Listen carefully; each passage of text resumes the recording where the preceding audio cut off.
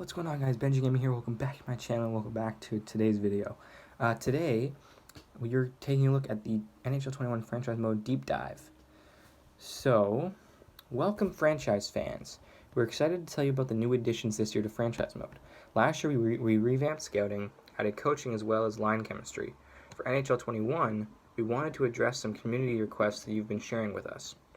So the first one is the biggest one. This is the thing that they've been talking about for a while now. It's the trade deadline minigame feature. I don't know what you want to call it. But we've added an all-new trade deadline experience, replicating the frenzy broadcasted across the league every year. Before the trade deadline even begins, you'll need to reevaluate your team and decide what route your franchise will take heading into the deadline. You'll have 4 options to choose from. The first one is seller, and then conservative buyer, and buyer. Your experience within the trade deadline will be shaped by this decision and will influence what kind of trade offers you'll receive. So there's a screenshot here. I'll put it up on the screen. So it says update trade status. Hey, it's your pro scout. Before we head into the trade deadline, I wanted to see if you wanted to update your trade block. And it shows the seller, conservative seller, conservative buyer, and then keep current trade block. So that's cool. Once you enter the trade deadline, you are officially on the clock.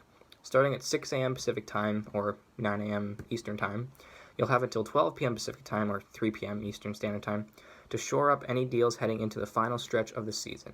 You'll immediately notice that you'll be presented with the top players on the trade block. You'll also be able to see important information about each player, like their contract status, trade value, and what the team is looking for in return. Whenever a trade is made, you'll be notified via the ticker at the bottom of the screen that will deliver details on every move on trade deadline day. Just like the real trade deadline, the market value of players will fluctuate as the day goes on, and you may see players go on or off the block based on prior trades a team has made. So this is pretty cool. This is the screen. This is the new trade deadline screen thing. So it looks like they sort of updated a little bit last year, but they didn't have this last year. But I like the ticker on the bottom that says Atlantic Division standings. That's pretty cool. So I don't have to keep going into the standings part of it to see the standings. It'll just be on the bottom. That's pretty cool. They do the same. They did the same thing in franchise and Be a Pro. Yeah. So you see it says trade deadline 7:37 a.m. and then proposed trade, find trade, trading block, draft board, stats central, trade summary, and then Alex Pietrangelo is available.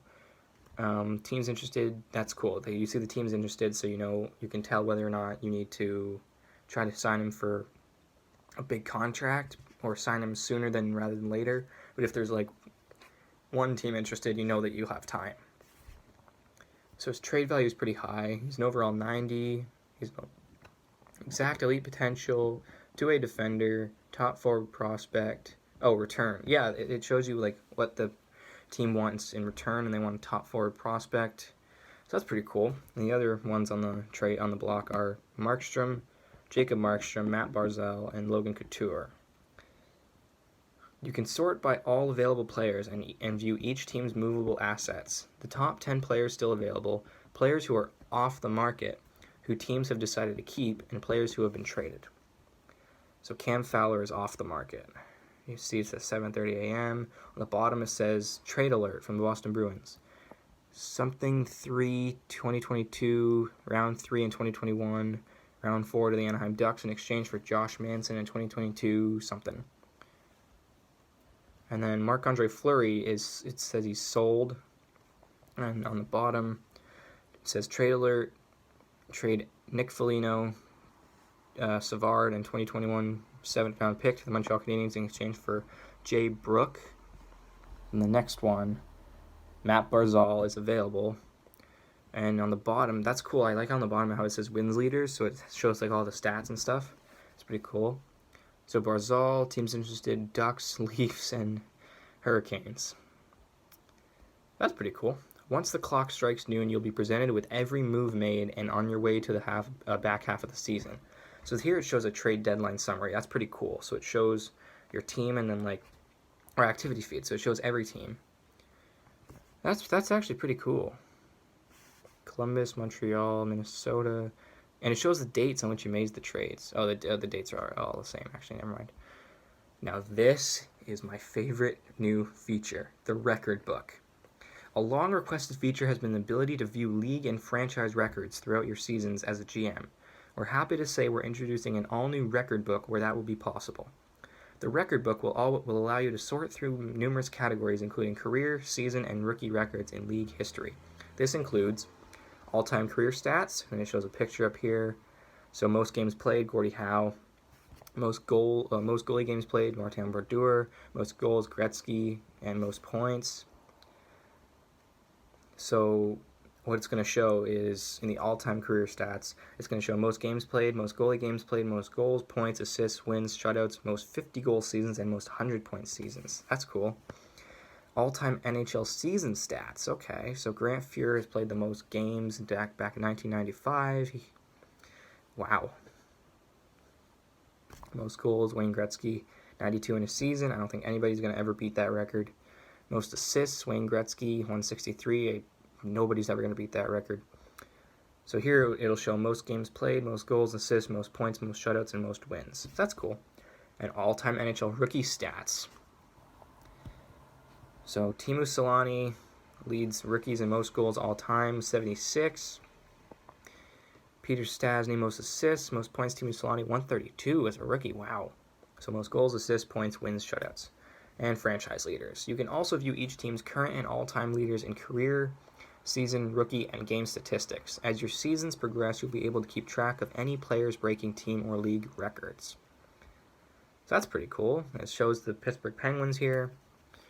So Sidney Crosby. Yep, that's cool. Let me move on to the next one here. It's the Vancouver Canucks. Edler. So games played, Edler.